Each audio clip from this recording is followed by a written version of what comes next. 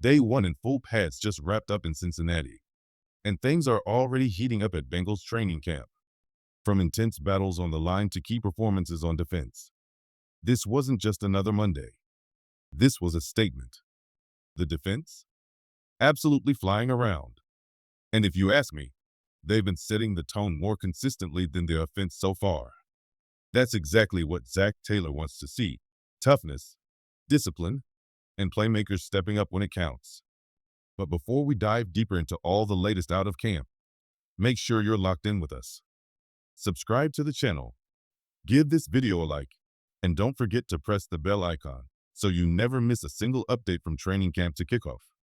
Let's move on to the new news.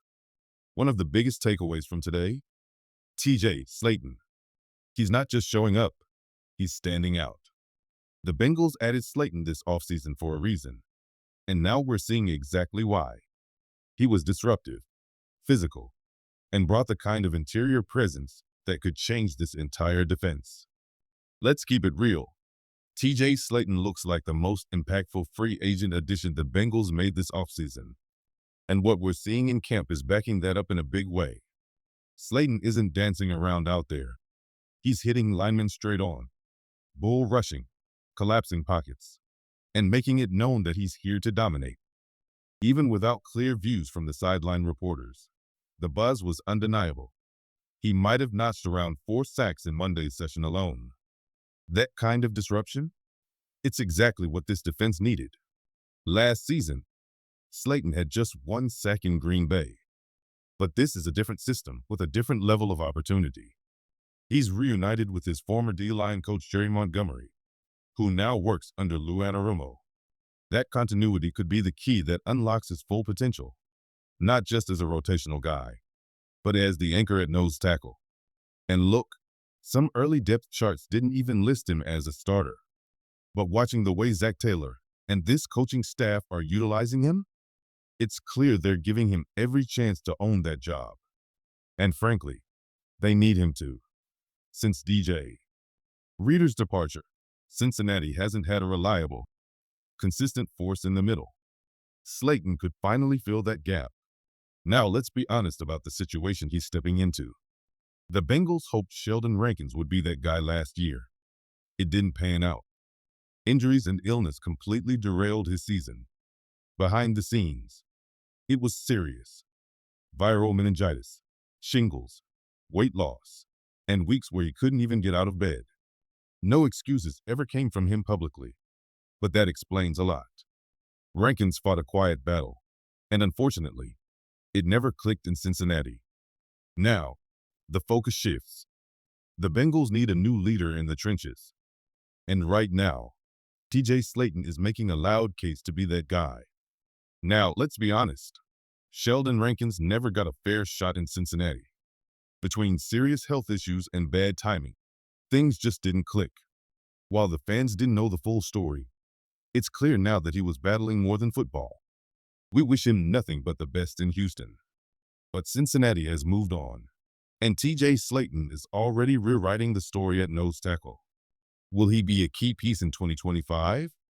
That's the question buzzing around the locker room, and the early signs say yes. And it wasn't just Sllayton making noise in practice.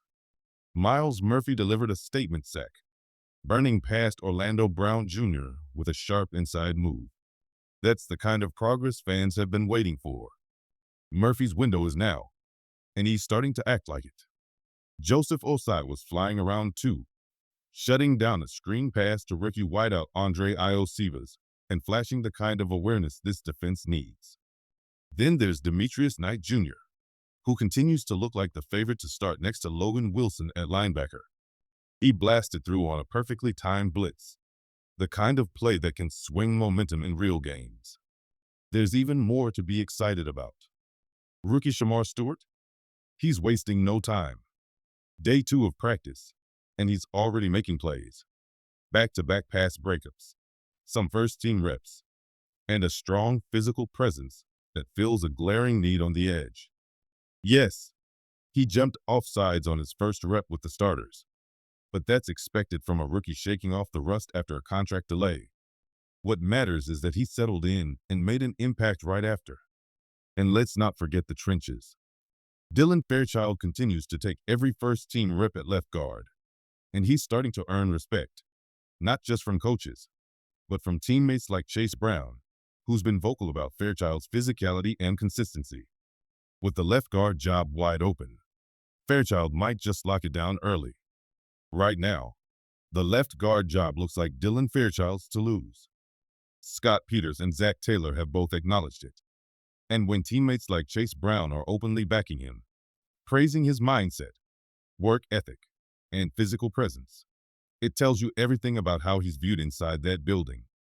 Fairchild is attacking each rep like he knows what's at stake, protecting Joe Burrow's blind side. That's no small task, but he's being given every opportunity to prove he's up to it. So far, he hasn't blinked. Meanwhile, Cordell Volson's fall down the depth chart has been hard to ignore. He's running exclusively with the second unit at left guard, and strangely, not even getting looks at right guard, a position still very much unsettled. Cody Ford has been getting every snap there with the ones. And look, no disrespect to Ford. He's a versatile veteran who can fill in at multiple spots. But if he ends up your starter at right guard with Burrow under center, that raises legitimate concerns. Ford is a sixth-man swing lineman? Solid. Ford as a full-time starter? That's a much riskier proposition. The Bengals are clearly still sorting out the interior O-line, but the direction is becoming clearer. Fairchild is rising fast.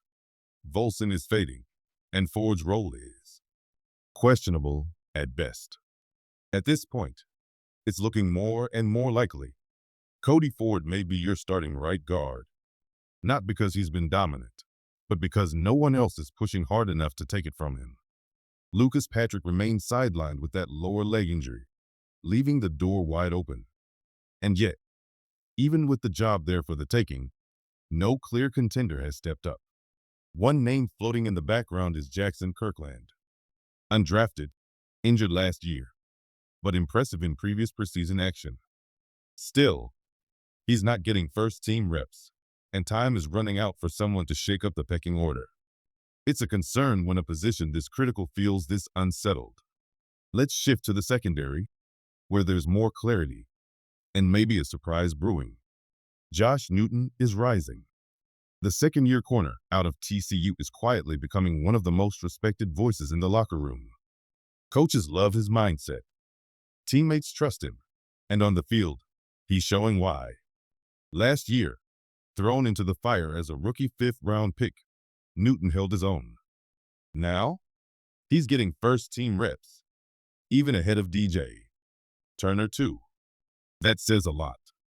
Dax Hill is still working back and playing some slot snaps, and the staff appears willing to move pieces around to find the best fit. But Newton's emergence can't be ignored, especially with how Turner's 2024 has started. Turner had a tough start last season, eventually found rhythm, then got derailed by a broken clavicle. And this camp, he's been the victim of several big plays from the Bengals offense, not the kind of trend that wins back a starting job. As it stands, Newton looks more polished, more focused, and maybe more ready. With so much on the line this season, Cincinnati can't afford weakness in the secondary. And if Josh Newton continues this upward trajectory, he may go from depth piece to key starter faster than most expected. Right now, Josh Newton is officially in the lead. The Bengals' second-year corner is gaining serious momentum in camp, and it's becoming clear he might have the edge over DJ. Turner too. Turner's given up multiple big plays, and in a camp this competitive, that can cost you. Meanwhile, Dax Hill is lining up in the slot, though many still believe his natural home is outside. Wherever he ends up, one thing is clear. Cincinnati's secondary is all about versatility. Al Golden's unit doesn't have a deep bench, so these DBs need to be ready to play anywhere, anytime. One highlight that made waves in camp: Josh Newton breaking up a Joe Burrow to Jamar Chase pass. Let that sink in. Newton made a play on the Bengals' two biggest stars. That kind of rep doesn't just happen. It speaks volumes about how far Newton has come. It was the first padded practice of training camp, and the defense once again looks sharp. That's now becoming a trend. Cincinnati's defense is stacking strong days, and that might be the biggest story coming out of camp so far. While it's easy to worry about the offense not clicking yet, there's no panic around Joe Burrow and his guys. Everyone knows what they're capable of. If anything, this is exactly what Bengals fans should want to see. A defense that's playing with edge, discipline, and purpose. Because if this defense levels up with the offense we already know is explosive, Cincinnati could be in for something special.